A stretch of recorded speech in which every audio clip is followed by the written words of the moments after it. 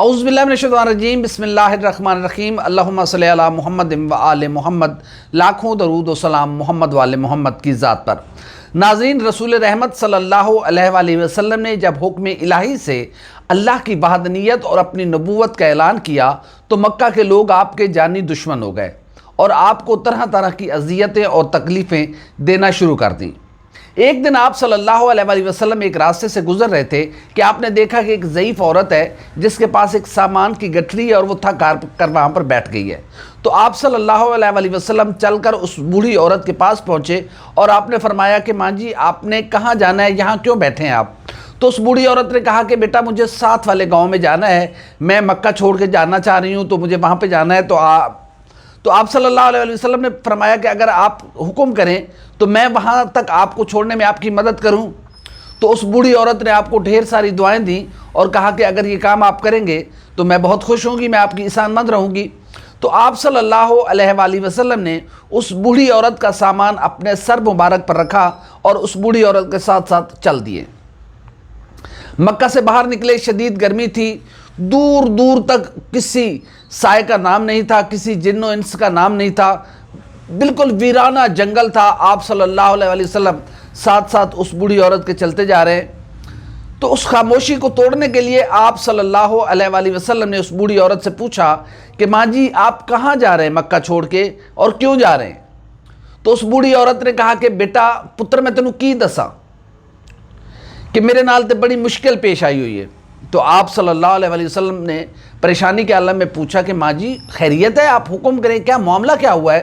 تو اس بوڑھی عورت نے کہا کہ پتر میں تینوں کی دساں، عبداللہ دا پتر یتیم پتر محمد صلی اللہ علیہ وآلہ وسلم، نعوذ باللہ نعوذ باللہ نعوذ باللہ من ذالک۔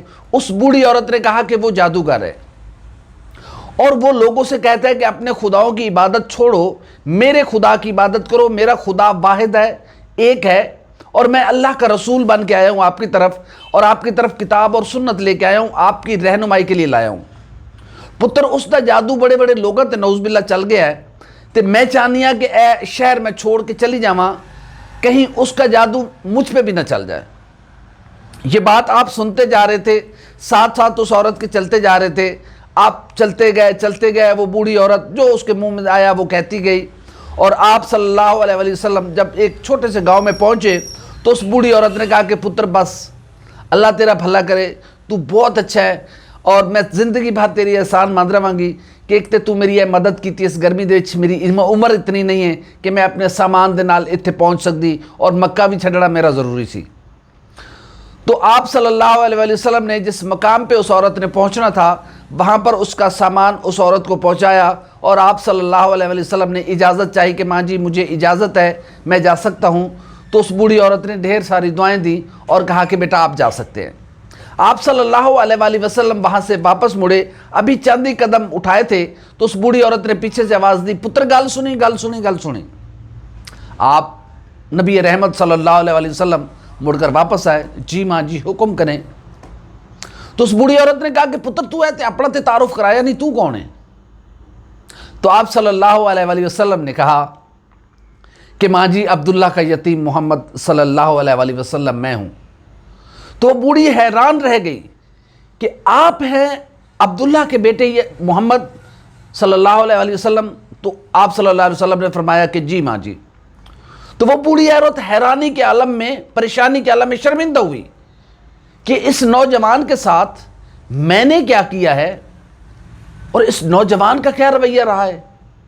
ایک ایسا جنگل جس میں اس نوجوان اور میرے علاوہ کوئی تھا نہیں، میں نے اس نوجوان کے بارے میں کیا کچھ نہیں کہا، اور اس نوجوان نے آگے سے نہ اس وقت کوئی ایک لفظ کہا، نہ یہاں پہ پہنچنے کے بعد کوئی ایک لفظ کہا، بلکہ اپنا تعارف کرائے بغیر وہاں سے واپس جا رہے تھے۔ اس بوڑھی عورت نے دل میں سوچا کہ اگر میں اس نوجوان کو واپس بلا کے اس کا تعارف نہ پوچھتی تو یہ نوجوان تو جا رہا تھا۔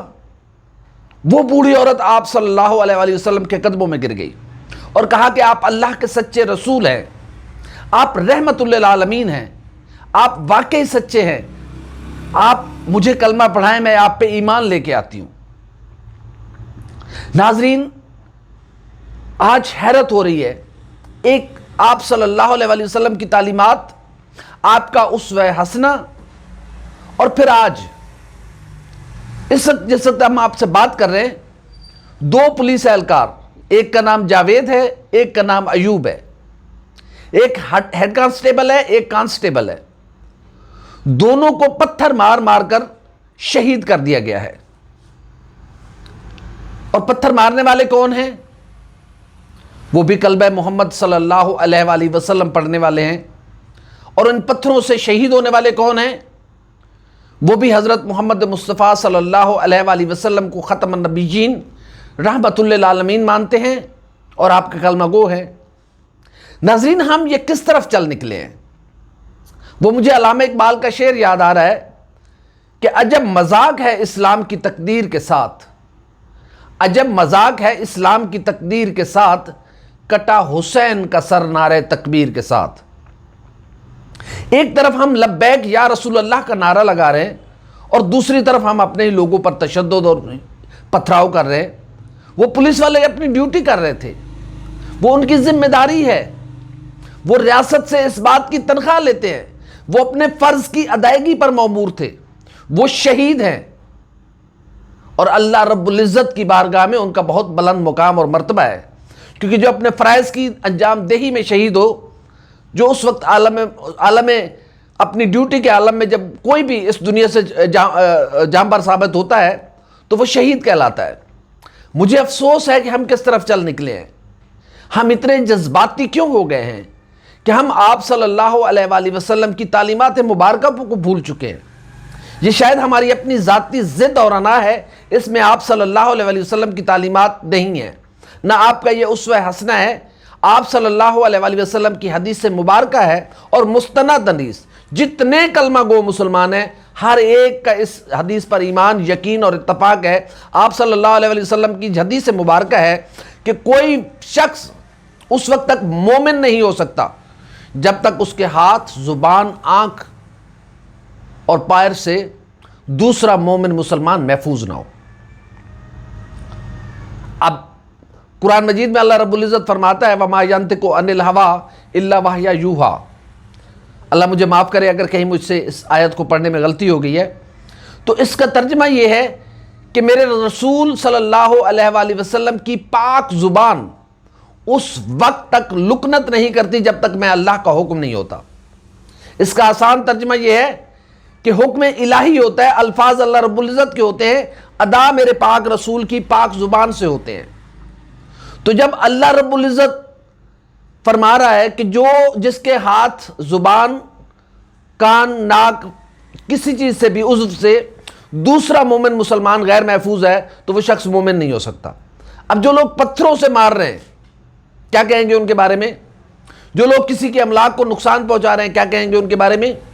آپ صلی اللہ علیہ وسلم کی تعلیمات مبارکہ تو یہ ہیں کہ جب طائف کے لوگوں نے آپ کو پتھر مار مار کر لہولہان کر دیا تو اللہ رب العزت نے جبرائیل علیہ السلام کو آپ کی طرف بھیجا اور کہا کہ جبرائیل علیہ السلام جائیں میرے پاک رسول سے پوچھیں کہ میرے حبیب حکم کر، میں طائف کی ان پہاڑیوں کو آپس میں ٹکرا کے ان لوگوں کو ریزہ ریزہ کر دوں۔ تو آپ صلی اللہ علیہ وسلم نے اپنے رب کی بارگاہ میں ہاتھ بلند کیے، کہا کہ میرا اللہ، میرے کریم اللہ، میرے رحیم اللہ، تیری ذات مقدسہ نے مجھے عالمین کے لیے رحمت بنا کے بھیجا ہے۔ میرے اللہ، تو ان لوگوں کے دلوں میں یہ بات ڈال دے کہ میں جو ان کو بتا رہا ہوں میں ان کے بھلے کی بات کر رہا ہوں، میرا اللہ ان کو میری بات سمجھ آ جائے۔ ناظرین، یہ ہے تعلیمات رسول کریم صلی اللہ علیہ وآلہ وسلم۔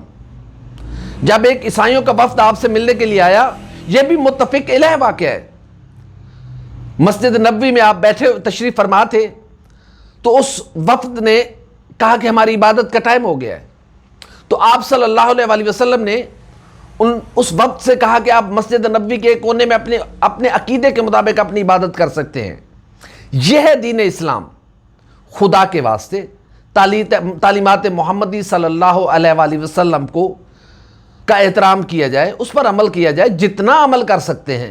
ہم گنہگار ہیں لیکن اللہ کے واسطے یہ تعلیمات رسول معظم صلی اللہ علیہ وآلہ وسلم نہیں ہیں۔ آپ احتجاج آپ کا حق ہے، آپ احتجاج کریں، پرامن احتجاج کریں، لیکن اس وقت اگر ہم بات کریں آدھا شہر بند ہوا ہے، کنٹینرز لگے ہوئے ہیں، جی ٹی روڈ بلاک ہے، میٹرو بس سروس بند ہے، موٹر وے بند ہے، لوگوں کو تکالیف ہیں، کوئی مریض ہوگا، کسی کی کوئی پریشانی ہوگی، کسی کی کوئی پریشانی ہوگی، کوئی اپنا روزی روٹی لے کے گھر جا رہا ہوگا جس کے بچے پیچھے بھوکے پیاسے بیٹھے ہوں گے، تو یہ ہم کس طرف جا رہے ہیں؟ خدا کے واسطے نبی رحمت کے نام پر کسی کو تکالیف نہ دی جائیں۔ وہ جو 2 شہید پولیس والے شہید ہو گئے ہیں، اور جو احتجاج کر رہے ہیں یہ بھی ہمارے بھائی ہیں، یہ بھی آقا سے محبت کرنے والے ہیں، یہ بھی آقا کے دیوانے ہیں، یہ بھی آقا کے غلام ہیں، لیکن ان کو تشریح تھوڑی غلط کی گئی ہے۔ خدا کے واسطے آقا کے غلاموں کا، آپ صلی اللہ علیہ وسلم کے غلام جناب بلال محمدی، جناب سلمان، جناب عمار، جناب میسم، جناب ابو ذر غفاری، حضرت ابو بکر صدیق، حضرت عمر فاروق رضی اللہ تعالیٰ عنہ، حضرت عثمان غنی رضی اللہ تعالیٰ عنہ، حضرت علی مرتضیٰ شیر خدا علیہ السلام، ان کی تعلیمات، انہوں نے آپ صلی اللہ علیہ وسلم کی تعلیمات کو آگے بڑھایا۔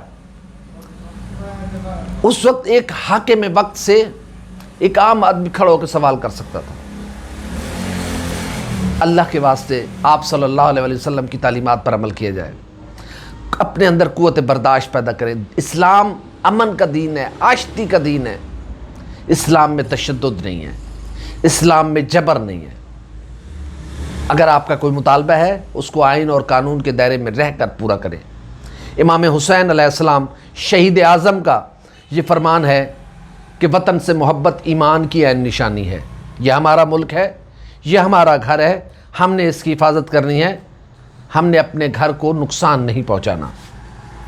میری کوئی بات کسی بھائی کے کوئی ناگوار گزری ہو تو میں اس سے معافی چاہتا ہوں، لیکن پلیز خدا کے لیے تعلیمات رسول ثقلین صلی اللہ علیہ وآلہ وسلم پر عمل کیا جائے، امن اور امن کی بات کی جائے۔ امید ہے ہماری ویڈیو آپ کو پسند آئی ہوگی۔ کمنٹ کریں، لائک کریں، سبسکرائب کریں، بیل آئیکن کے بٹن کو دبائیں تاکہ اندر جو بھی ہماری ویڈیو ہے وہ سب سے پہلے آپ تک پہنچے۔ اللہ حافظ و ناصر۔